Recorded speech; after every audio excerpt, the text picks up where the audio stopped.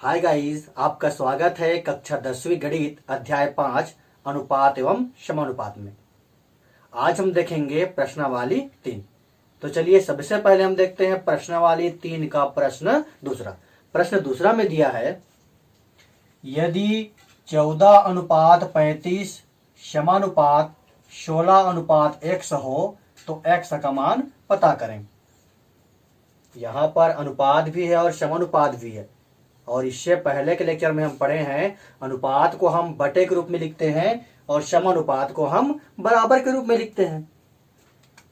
मतलब इसको हम क्या लिख सकते हैं, तो इसको लिख सकते हैं 14/35 और ये समानुपात के जगह में बराबर, और 16:x है तो उसको हम लिखेंगे 16/x। अब क्या करना है, त्रिज्या गुणा करना है, पक्षांतर करना है। त्रिज्या गुणा करेंगे तो ये हो जाएगा 14 इंटू एक्स इक्वल ये हो जाएगा 16 इंटू 35। तो अगर हम x बराबर कहें तो x बराबर हो जाएगा 16 इंटू 35/40। ये कैंसिल हो रहा है, 2 सत्ते 14, 2 अट्ठे 16, 7 एकम 7, 7 पंचे 35, यानी कि x बराबर आ गया 8 पंचे 40। बहुत इजी है। अब हम देखते हैं प्रश्न तीसरा में दिया है 2xy x square y square का चतुर्थानुपाती पता करें। यहाँ पर 3 पद दिया है। पहला पद है 2xy, दूसरा पद है x स्क्वायर और तीसरा पद है y स्क्वायर। हमको निकालना है चतुर्थानुपाती, तो हम मान लेते हैं चतुर्थानुपाती k है। माना कि चतुर्थानुपाती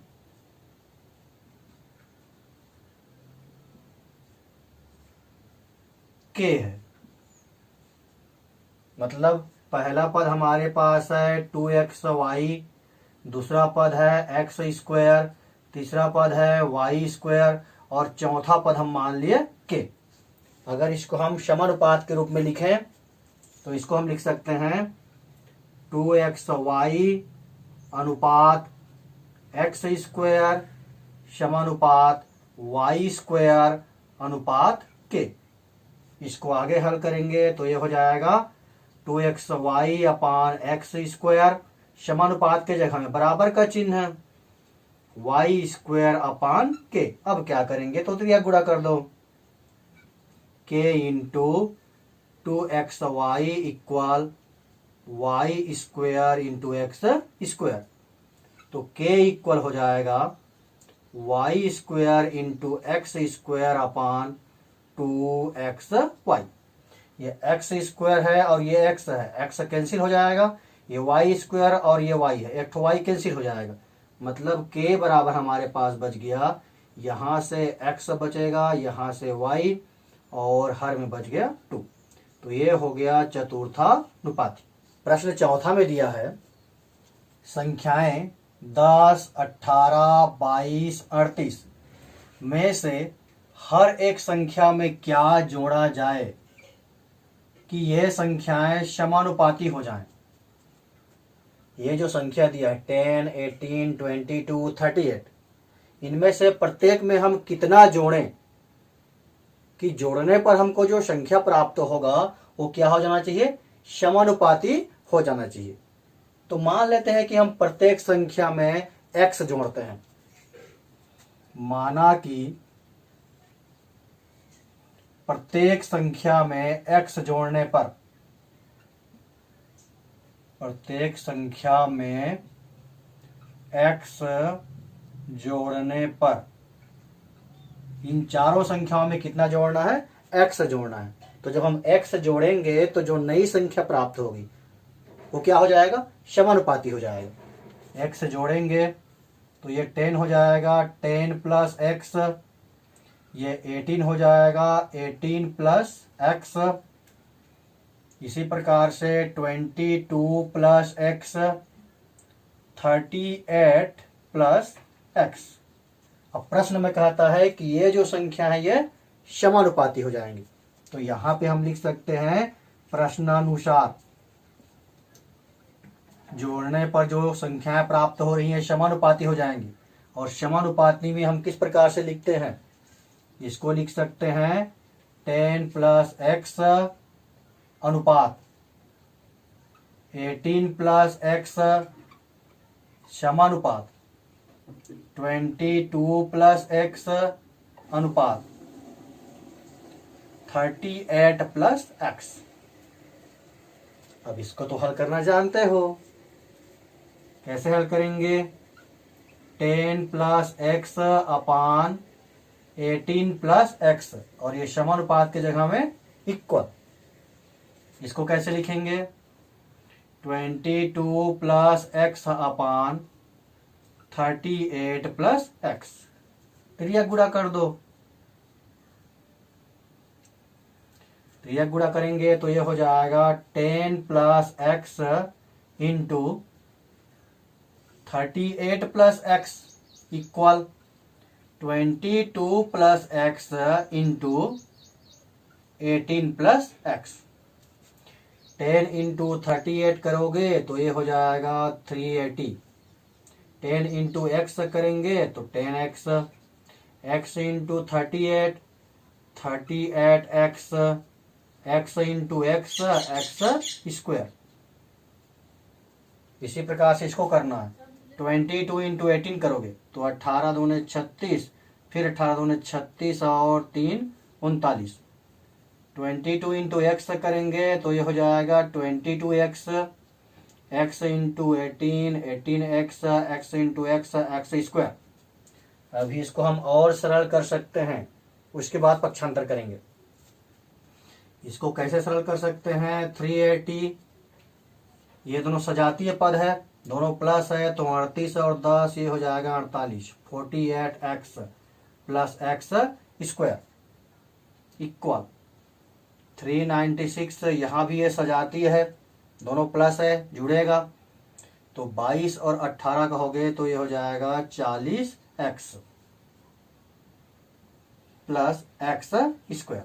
अब पक्षांतर कर लो, इन दोनों को पक्षांतर कर सकते हैं, चर राशि वाले को। इसको पक्षांतर करके उधर ले जाओ। इधर क्या बचा? इधर बचा 48x प्लस एक्स स्क्वायर, और इसको लाओगे तो -40x माइनस एक्स स्क्वायर हो जाएगा।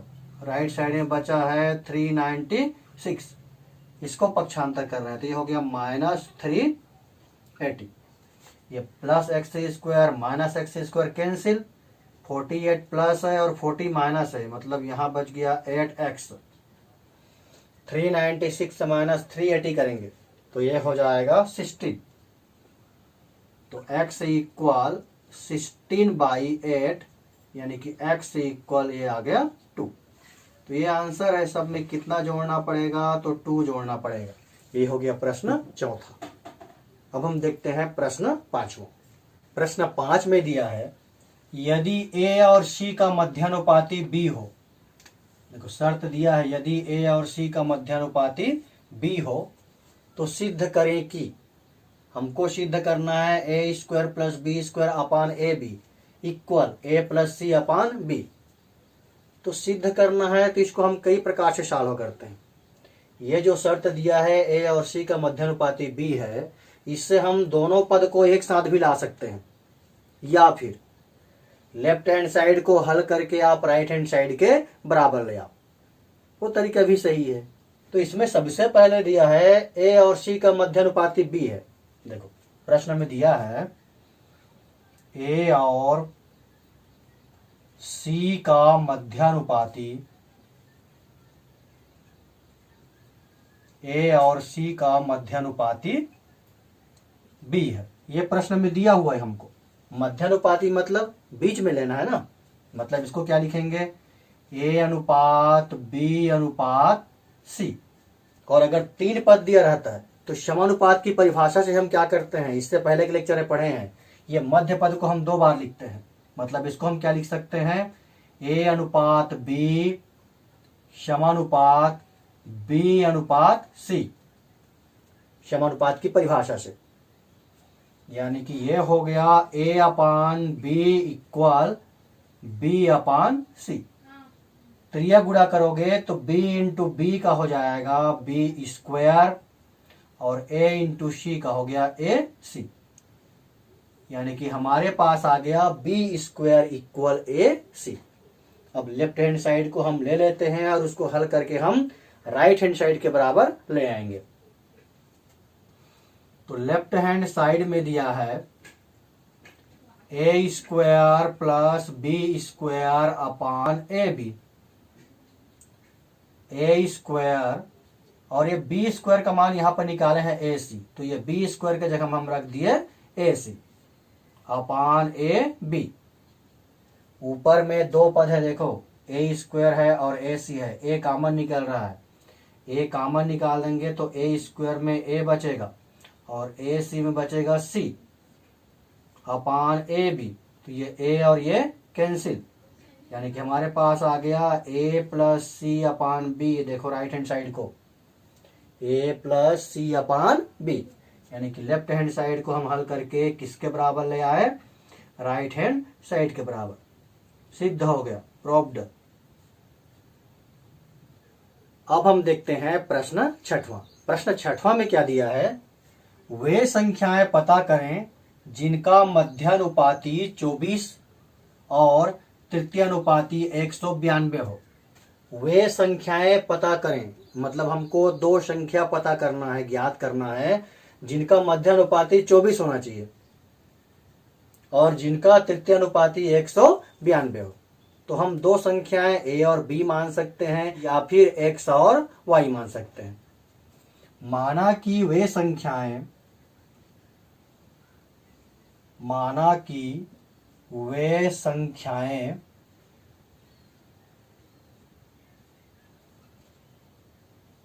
a और b हैं। हमको दो संख्या ज्ञात करना है और दो संख्या को हम क्या मान लिए, a और b। तो प्रश्न में दिया है जिनका मध्यानुपाती 24 है। प्रथम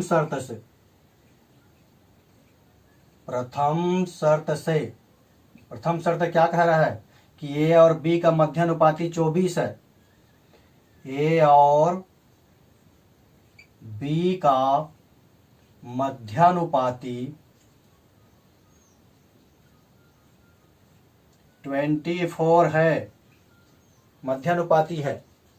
इसको हम कैसे लिखेंगे, a अनुपात 24 अनुपात b, या फिर इसी को हम लिख सकते हैं a अनुपात 24 फिर समानुपात 24 अनुपात b।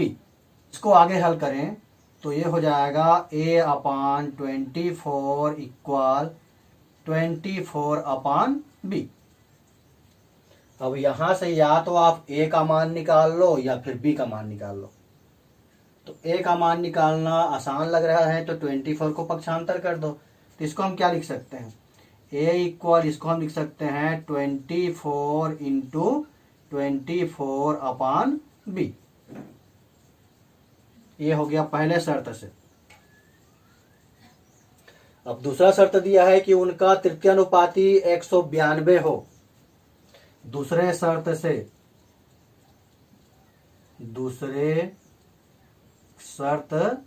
से a और b का तृतीयानुपाती 192 है।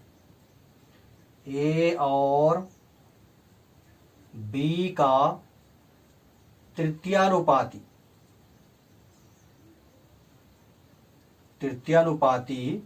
192 है, 192। तो a और b का तृतीयानुपाती 192 है, तो इसको हम कैसे लिखेंगे, a अनुपात b अनुपात 192। देखो मध्यानुपाती है मतलब बीच में लिए, मध्य मतलब बीच में होता है, यहाँ तृतीयानुपाती है बोल रहा है मतलब तीसरे स्थान पे लेना है, पहला दूसरा और तीसरा। अब इसको हम क्या करते हैं, तो जब भी तीन संख्या अनुपात के रूप में रहती हैं तो उसको समानुपात बनाने के लिए हम बीच वाले को दो बार लिखते हैं। मतलब इसको हम क्या लिखेंगे, a अनुपात b समानुपात b अनुपात 192। आगे हल करें तो ये हो जाएगा a upon B equal b upon 192। इसको हम लिख सकते हैं a into 192 equal b into B का स्क्वायर। अब यहां से a का मान है तो a के मान को यहां रख दीजिए।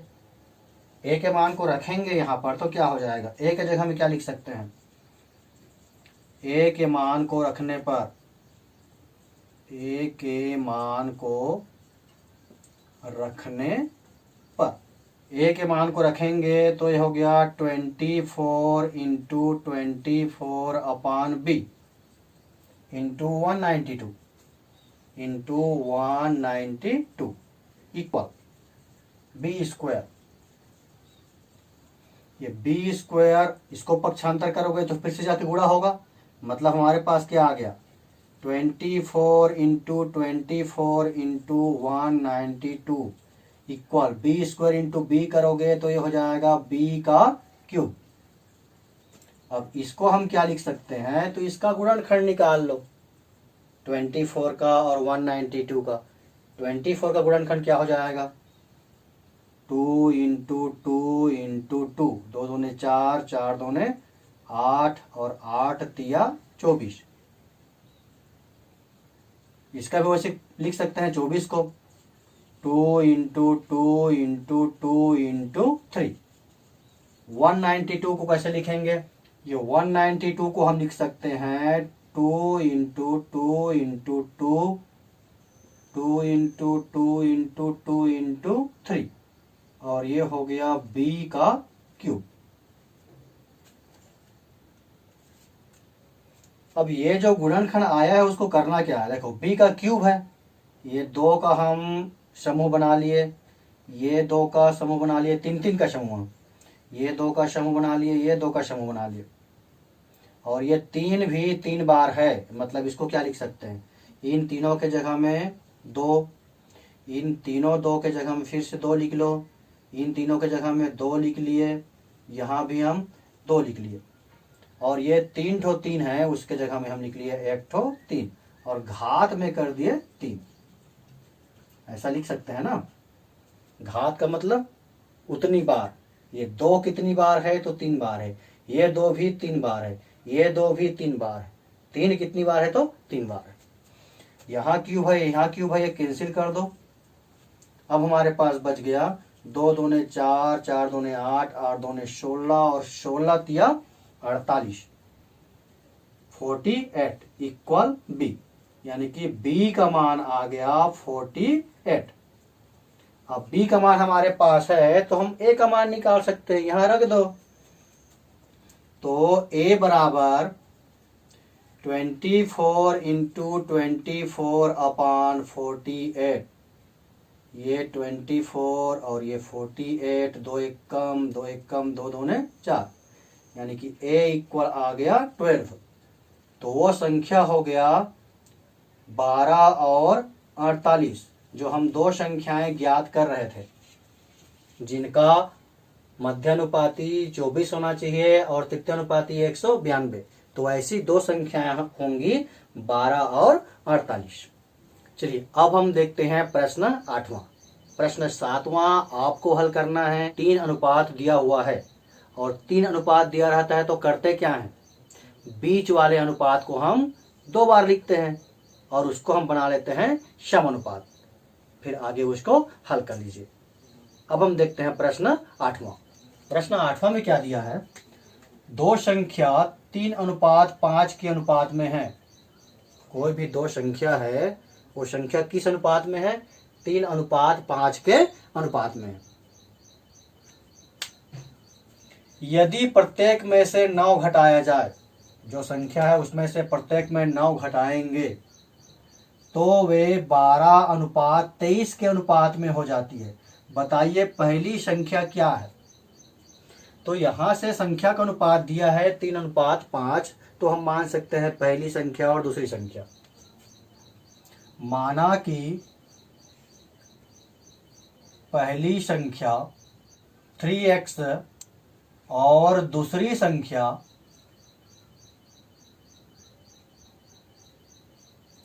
5x है। दोनों संख्याओं में अनुपात क्या है? 3:5 है। तो पहली संख्या 3x मान लिए और दूसरी संख्या हम मान लिए 5x। आगे हम प्रश्न में जो कहता है उसके अनुसार करेंगे। तो यहाँ लिख लेते हैं प्रश्नानुसार। प्रश्न में क्या कह रहा है? प्रत्येक में 9 घटाया जाए तो 3x में हम 9 घटाएंगे तो 3x - 9 हो जाएगा, और 5x में 9 घटाएंगे तो ये हो जाएगा 5x - 9। तो वे 12:23 के अनुपात में हो जाते हैं।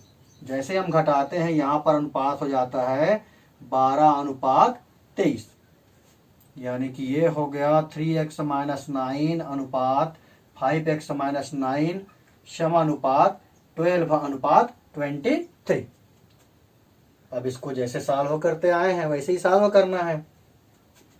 ये हो जाएगा 3x - 9 अपान 5x - 9 इक्वल 12/23। त्रिया गुणा कर लो। 3x - 9 into 23 equal 12 into 5x - 9। तो 23 इंटू 3 करेंगे तो 3 तिया 9, 3 दूने 6, 69x माइनस 23 इंटू 9 करेंगे तो 9 तिया 27, 9 दूने 18 और 2 20, 12 पंचे 60x और ये हो जाएगा 12 निया 108। ये x वाले को इधर ले आओ तो ये हो जाएगा 69x minus 60x equal -108 plus 207।